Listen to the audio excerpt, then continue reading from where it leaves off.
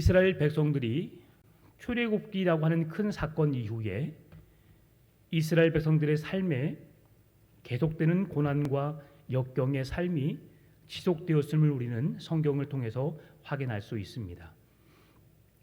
광야의 생활 40년이라는 고단한 인생을 살면서 그들에게 그 인생의 끝자락이 보일 것 같은 새 희망이 그들에게 새로운 소식이 들리게 되었지요.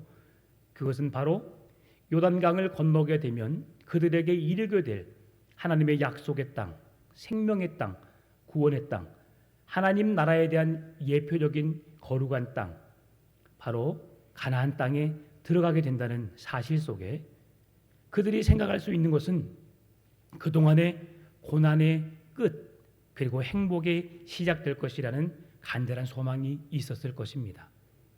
그런데 우리가 잘 알고 있는 것처럼 이스라엘 백성들의 광야에서의 40년 그리고 가나안 땅에 입성하는 그 모든 순간부터 그들은 하나님으로부터 계속해서 멀어지게 되었고 고난의 삶, 고통의 삶이 그 삶 가운데 끊어지고 하나님의 약속된 축복의 땅에 들어가서 그곳에서 영원한 천국의 기쁨을 누리며 살 수 있을 것처럼 생각했지만 그들은 적국으로부터 외부의 침입으로부터 계속된 위험과 고통의 연속된 삶을 살 수밖에 없었습니다. 우리가 이사야서를 살펴보았을 때도 우리가 그 성경 속에서 말씀해 주었던 것처럼 이스라엘 백성들은 광야의 생활 그리고 가나안 땅에서의 생활 그리고 가나안 땅에서 이제 그들은 외부적인 침입에 의해서 아수르에 의해서 북이스라엘이 멸망을 당하게 되었고요. 또 남유다는 바벨론의 포로로 잡혀가게 되어서 70년이란 긴 세월 동안 포로의 생활을 할 수밖에 없었습니다. 그들이 이 고통 속에 연속된 어려움 속에서 그들이 하나님께 부르짖었지만 하나님은 그들에게 응답해 주시지 않았지요. 그들에게 나타내 주시지 않았고요. 그들에게 말씀하셨지만 그 백성들은 그 하나님의 말씀을 깨닫지를 못했습니다. 그 이유가 무엇이라고 했습니까? 그들의 죄악 때문이라고 말씀드렸지요. 그들의 죄악으로 인하여서 우둔한 마음 가운데 하나님의 말씀을 들을 수 없었고요. 영적인 분별력이 없었기 때문에 무엇이 옳고 그른지를 분별해낼 수가 없었습니다. 그래서 그들은 눈에 보여지는 우상 앞에 마음이 빼앗겼고요. 그 전 세계를 다스리는 강대국 앞에 그들의 무릎을 꿇었습니다. 눈에 보이지 않는 전능하신 하나님 앞에 그들이 온전한 믿음으로 서 있어야 함에도 불구하고 그들은 눈에 보이지 않는 우상에게 눈에 보여지는 우상에게 마음이 빼앗겨 버렸고요. 아무것도 아닌 입이 있어도 눈이 있어도 귀가 있어도 말하지도 듣지도 보지도 못하는 그 우상 앞에 그들의 마음을 온전히 빼앗겼던 것을 보게 됩니다.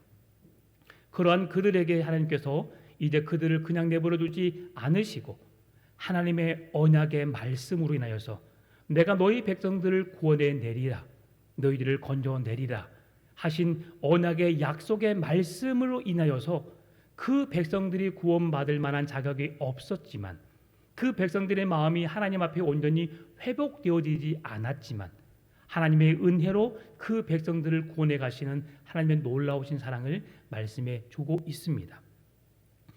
우리가 세상의 눈으로 보게 되면 왜 하나님을 믿는 믿음의 사람들에게 고난이 따라올까?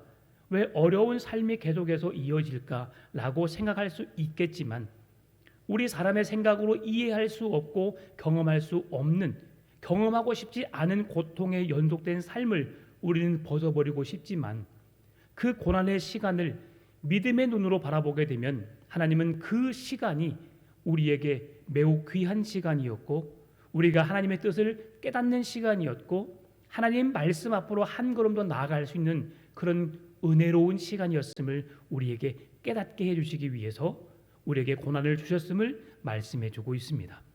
오늘 본문의 10절의 말씀을 함께 읽어볼까요? 하나님이여 주께서 우리를 시험하시되 우리를 단련하시기를. 아멘. 하나님께서 우리에게 주께서 우리를 시험하시되라고 말씀하셨습니다. 왜 하나님께서 우리를 시험하신다고 말씀하셨어요? 그 뒤에서 말씀해주고 있죠. 은을 단련함 같이 우리의 믿음을 온전한 믿음의 사람 되게 하기 위해서 우리를 믿음으로 단련해 주시기 위해서 우리에게 시험을 주신다고 말씀해주고 있습니다. 오늘 이 시험을 우리가 성경의 말씀을 살펴보게 되면 시험이란 단어가 세 가지 단어로 사용되어지고 있는데요. 첫 번째로는 바한이라는 단어입니다. 이 바한이라는 단어는 영어로 테스트입니다. 시험하다, 시도하다, 입증하다라는 뜻으로 사용되어지고 있고 해석되고 있는데요. 마치 군사가 망대 위에 서서 적의 동태를 파악하고 적들이 어떤 꿍꿍이를 가지고 어떤 일을 도모하고 있는가 살피는 것, 그것을 테스트라는 단어에서 바한이라는 단어를 사용하고 있습니다. 두 번째는 나사라는 단어인데요. 어떤 사람을 잘못된 길로 인도하기 위해서 그들을 유혹하는 것을 말합니다. 영어로는 temptation이라고 말합니다. 이 유혹이라고 하는 것은 어디에서 사용되어지고 있냐면 마태복음 4장을 보게 되면 예수님이 40일 금식 기도를 마치신 후에 광야로 찾아가셔서 사탄에게 세 가지의 시험을 당한 일이 있습니다.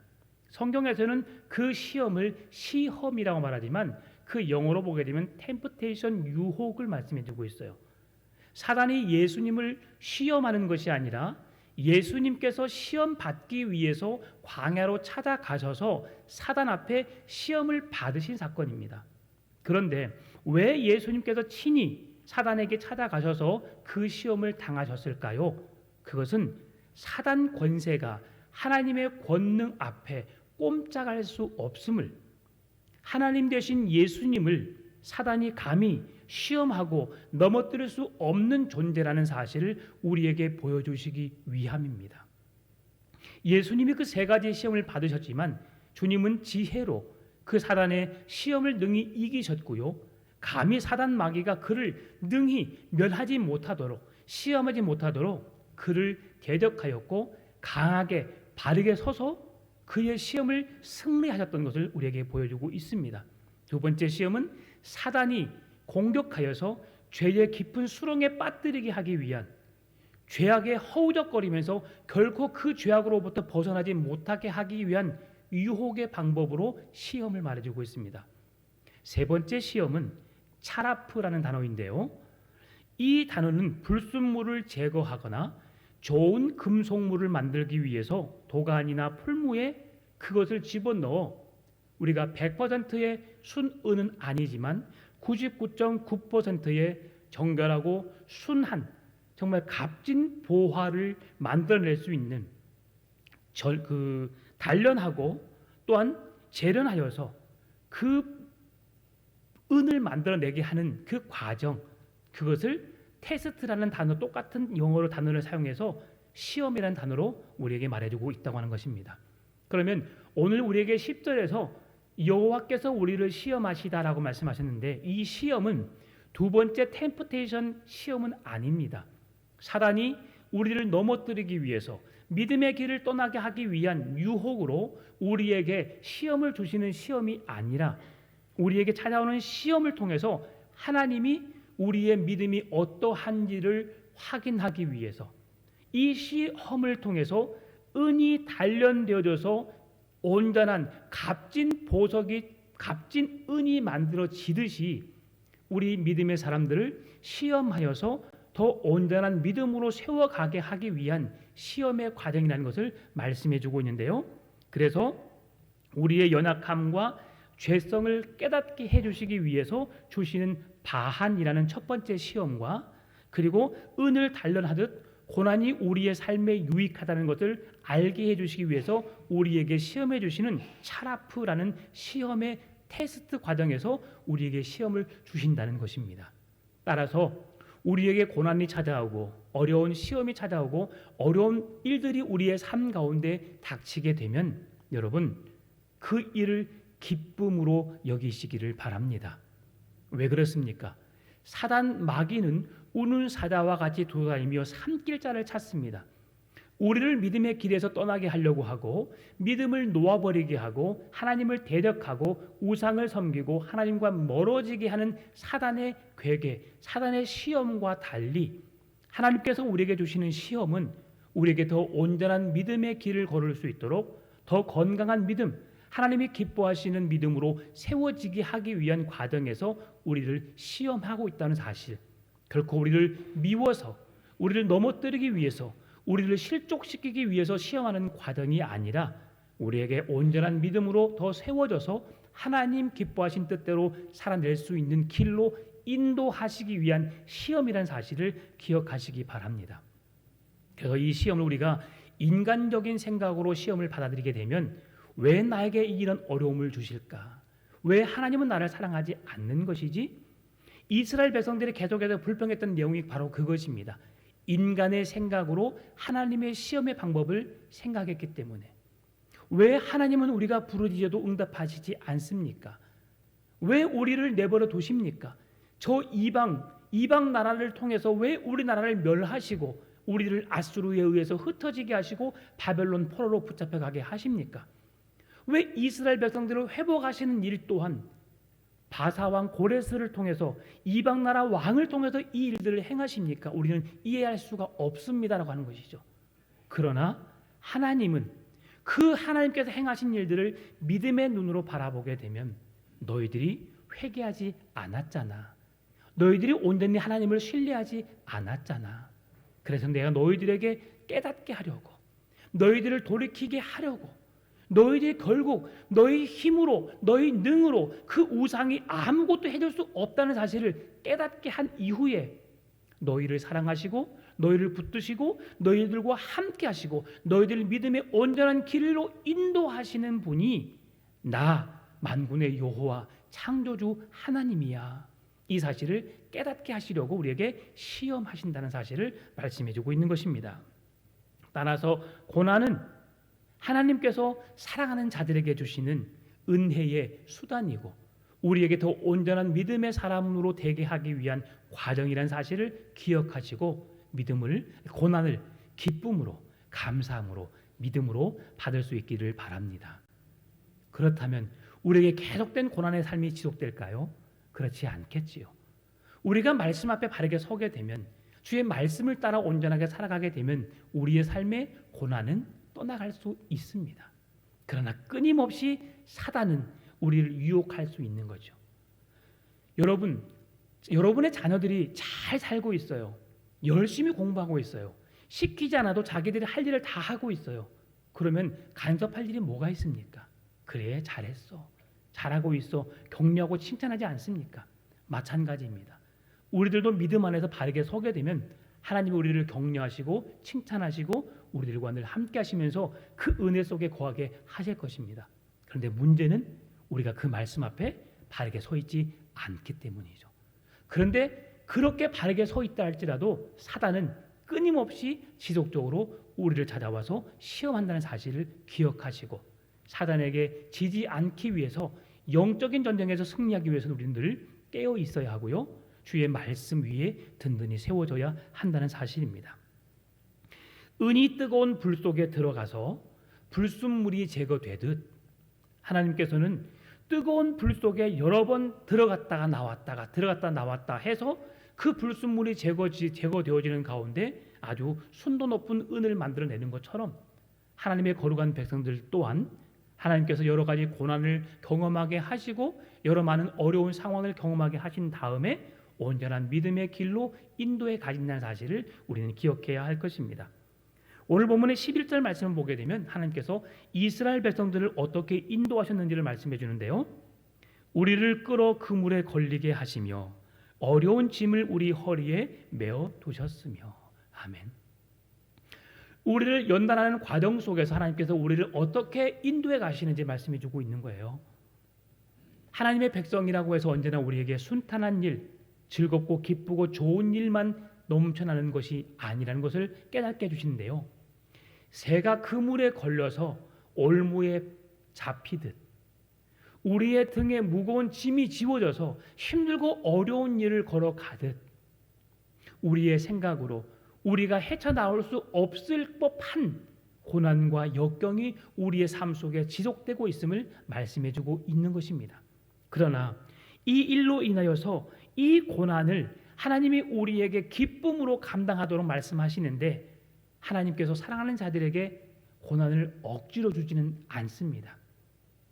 우리가 그 시험을, 그 어려운 고통을 이겨낼 만한 믿음만 허락하시는 사실, 그래서 여러분, 괴로워 힘들어 라고 하는 고백보다도 하나님께서 내게 더 연단한 믿음의 연단을 통해서 더 아름답고 멋진 신앙의 사람으로 세워주시기 위해서 나를 시험하시는구나라고 생각하시고 겸허하게, 겸손하게 주의 뜻을 받고 말씀 앞으로 나아갈 수 있기를 바랍니다.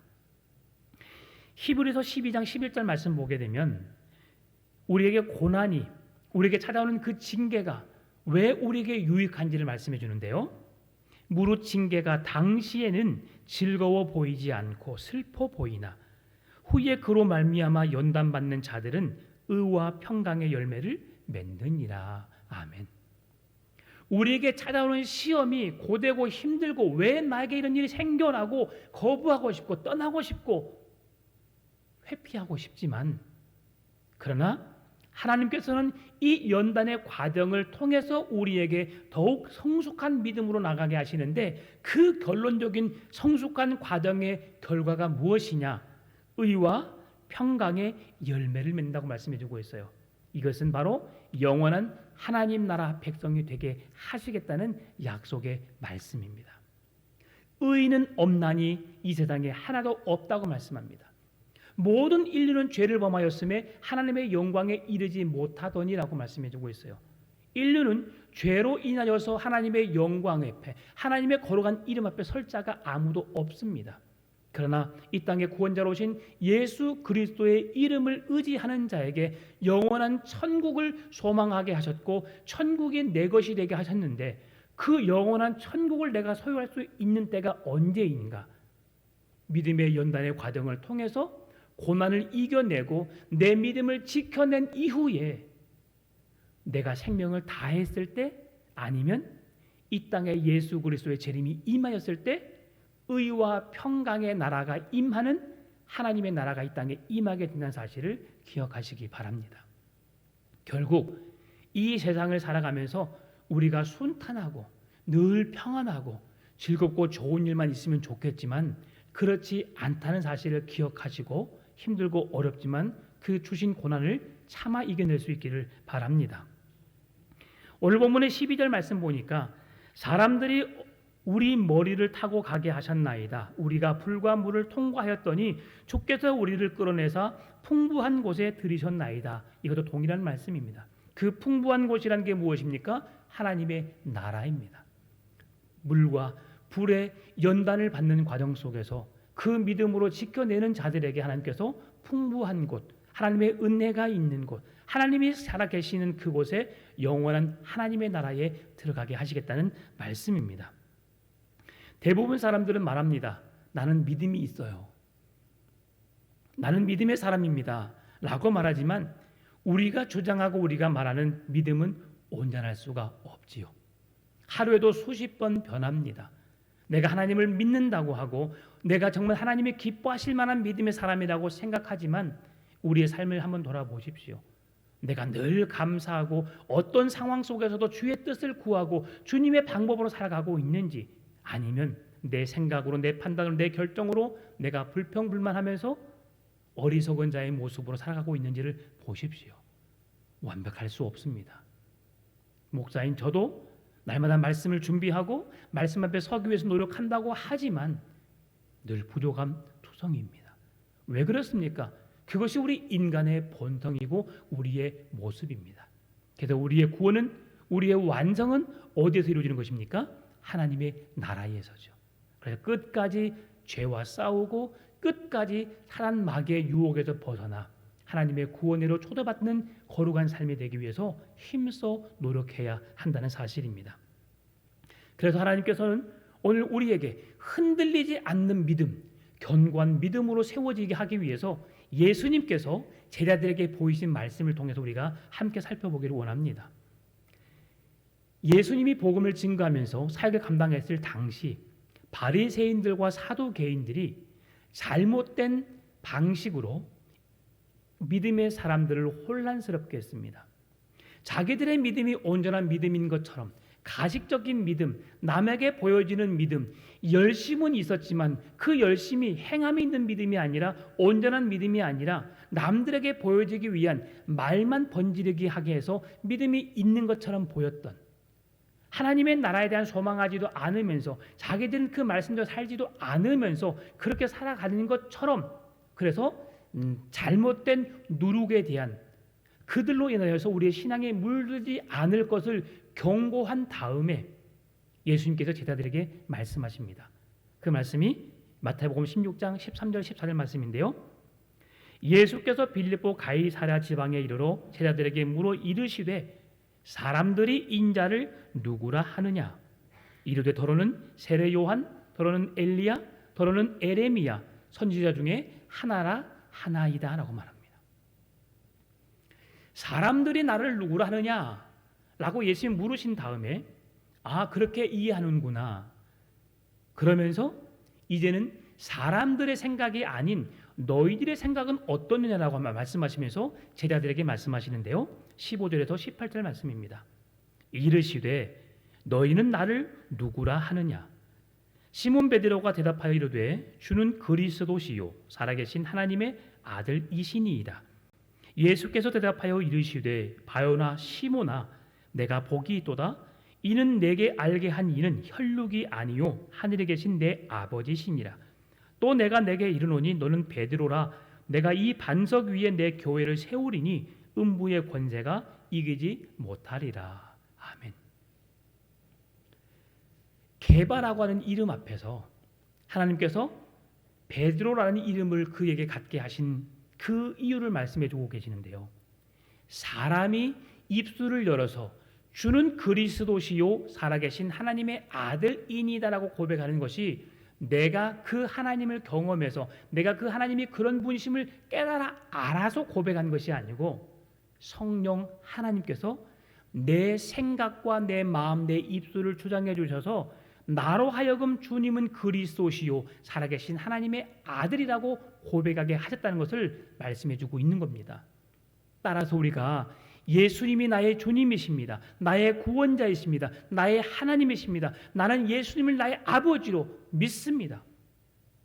그 고백은 내 인간적인 고백이 아니라는 사실을 깨달을 수 있기를 바랍니다. 하나님의 영이 성령님께서 여러분을 사랑하셔서 여러분들을 하나님의 자녀로 삼으셔서 여러분들의 입술을 통해서 주님을 고백하게 하신 줄 믿습니다.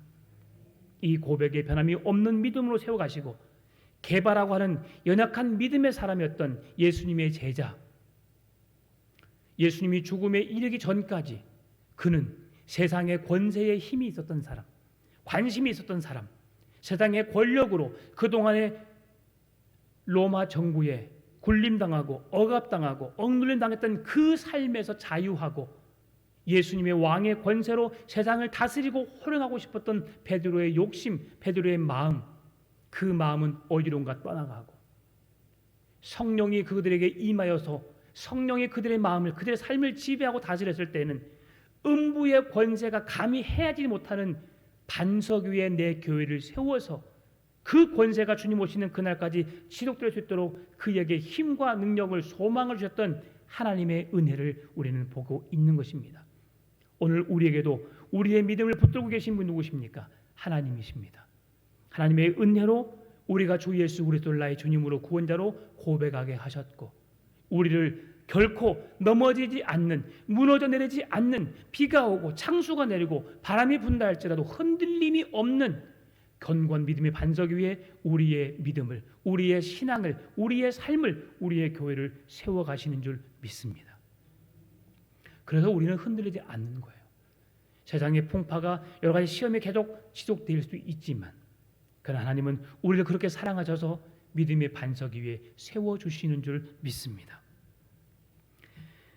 하나님께서 허락하시는 믿음의 단련은 그래서 우리는 피하는 것이 아니고 그 길을 피하여서 다른 길로 가는 것이 아니고 그 길을 바르게 걸어감으로 인해서 맞서 싸워야 한다는 것이죠. 내게 주는 시험이 어떤 시험이라 할지라도 능히 이겨낼 수 있는 믿음으로 받으시고 기뻐하고 즐거워하고 감사함으로 온전한 믿음으로 이겨낼 수 있기를 바랍니다. 이겨내는 자가 승리하게 되는 것이고요. 그 고난을 참아내는 자가 영원한 천국의 백성이 되는 것임을 말씀해주고 있습니다. 젊어서 고생은 돈 주고 사서라도 한다는 말이 있습니다. 이 말씀은 무슨 말씀입니까?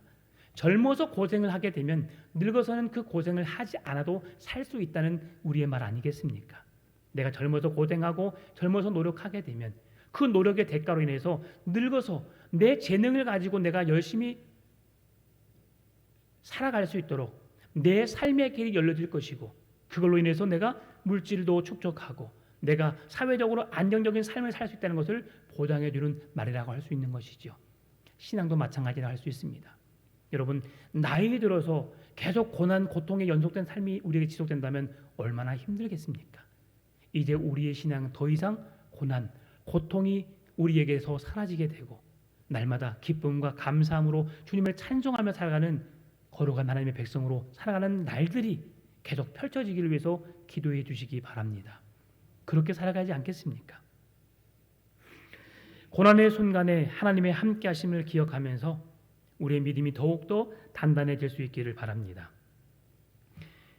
다윗 또한 많은 사람에 의해서 어려움을 당했던 사람 중에 한 사람이죠. 여러분, 우리가 신앙생활을 하면서 이 세상을 살아가면서 가장 어려운 고난, 어려운 시험, 어려운 문제, 이것은 바로 사람과의 관계인 것 같습니다. 사람과의 관계 속에서 작은 오해가 우리의 마음을, 우리의 상황을 어렵게 만들고요. 결국은 아무것도 아닌 것 가지고 그 오해로 인하여서 원수가 되기도 하기도 하고 멀어지게 하기도 하는 것이 사람의 관계인 것 같습니다. 그런데 하나님은 이 세상을 창조하시면서 사람과 더불어 살아가라고 말씀하셨거든요. 그 모든 얽혀진 관계를 풀어버리고 하나님 안에서도 온전한 그리스도인의 삶, 서로 얽히고 섞인 것들을, 그 모든 어려움들을 풀어가면서 서로 사랑 안에서 하나 될 것을 말씀해주고 있습니다. 그 문제를 우리가 풀어나가야 할 것이 진정한 그리스도인으로서의 삶을 살아가는 것이지요. 다윗은 하나님을 찬양하며 하나님의 말씀 위에 온전히 섰던 사람 중에 한 사람입니다. 그러나 그에게도 어려움이 있었지요. 그것이 바로 사람과의 관계였습니다. 그가 믿고 따랐던 사울 왕, 만군의 여호와 하나님의 이름을 의지하여서 블레셋 군사와 싸웠고 적들과 싸워서 나가면 나가는 대로 백전백승. 그러나 사울의 마음에 시기하고 질투하는 마음이 있어서 다윗을 싫어하게 되었고 그를 죽이려고 했습니다. 다윗은 10년이 넘는 시간 동안 사울 왕에 의해서 쫓김을 당하게 되었고요. 죽음의 위험 속에서, 두려움 속에서 하루하루를 보내야 했습니다. 하루라도 쉽게 잠들 날이 없었고요. 지쳐서 어쩔 수 없이 도망자의 인생 속에서 살아야 했습니다. 그리고 다시 왕의 자리로 돌아와서 그가 이스라엘 다스리는 가운데 그의 날이, 그의 왕권이 계속될 것이라고 생각했지만 그의 사랑하는 아들 압살롬의 반역을 통해서 그는 또한 고충을 겪어야만 했습니다. 그러면서 그가 고백합니다. 시편 23편 4절 5절 6절에서 내가 사망의 음침한 골짜기로 다닐지라도 해를 두려워하지 않을 것은 주께서 나와 함께 하심이라. 주의 지팡이와 막대기가 나를 안위하시나이다.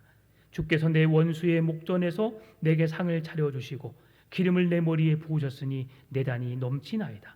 내 평생의 선하심과 인자심이 반드시 나를 따르리니 내가 여호와의 집에 영원히 살리로다. 아멘.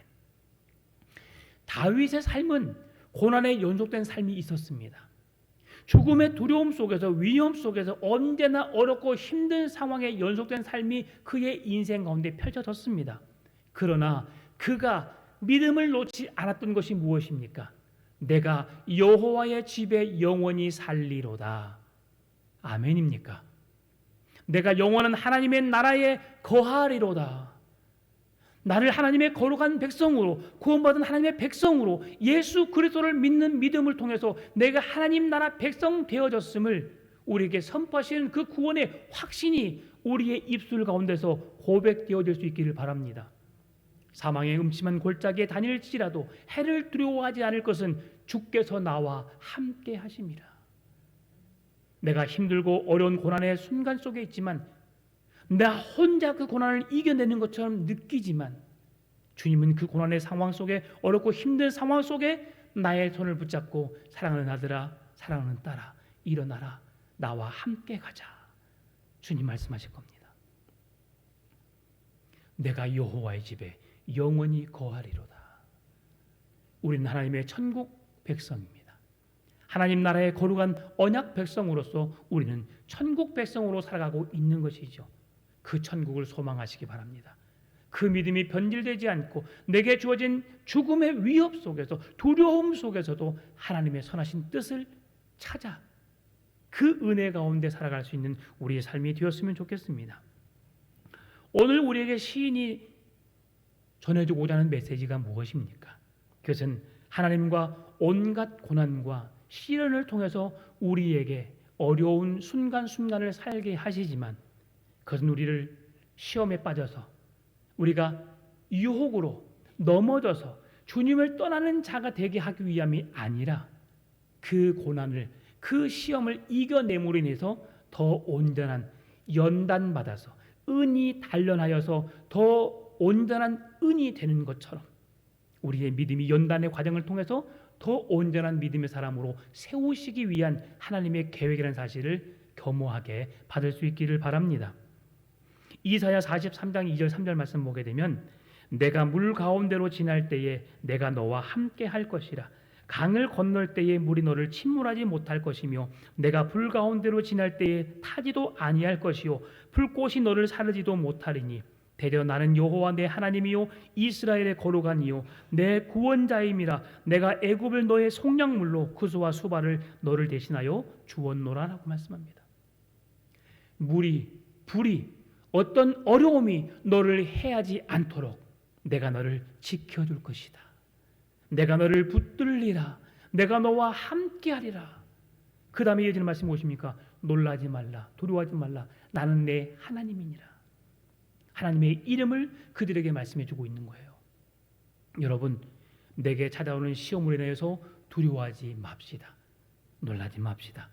그 어떤 어려움도, 고난도, 질병도, 그 어떤 크고 작은 일들이 나에게는 큰 무거운 짐이 되고 내 상황 속에서 하늘이 무너져 내릴 것 같은 큰 고통의 순간이지만 그 시간은 잠깐이면 지나가게 되고 그 어려움은 해결되어져서 영원한 하나님의 언약 백성으로 온전한 믿음으로 우리를 세워가시는 하나님의 약속된 말씀을 붙잡으시고 믿음의 눈으로 바라보시기를 바랍니다.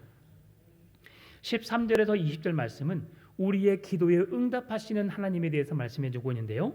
13절은 내가 번제물을 가지고 주의 집에 들어가서 나의 서원을 주께 갚으리니 라고 말씀합니다.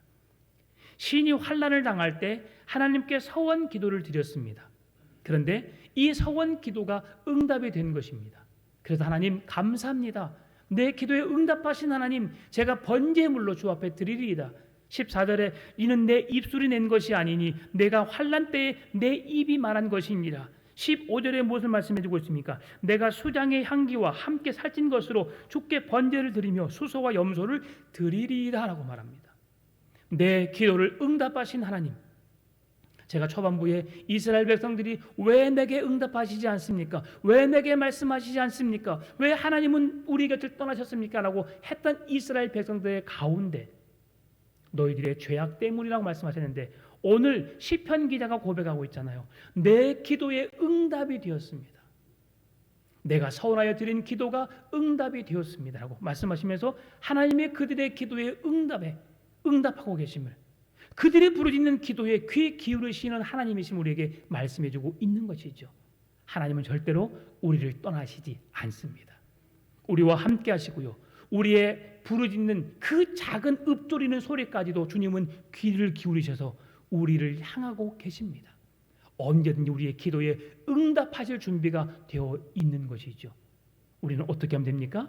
죄악된 삶에서 거룩하게 구별된 하나님의 말씀 위에 말씀대로 살아내기 위해서 몸부림치면 주님은 우리를 긍휼히 여기시고 우리를 사랑으로 품으로 안아주신다는 것입니다. 하나님 앞에 서원을 드린다라고 하는 것은 하나님을 향한 순종과 헌신이 그대로 나타나는 것을 말씀해 주고 있는데요.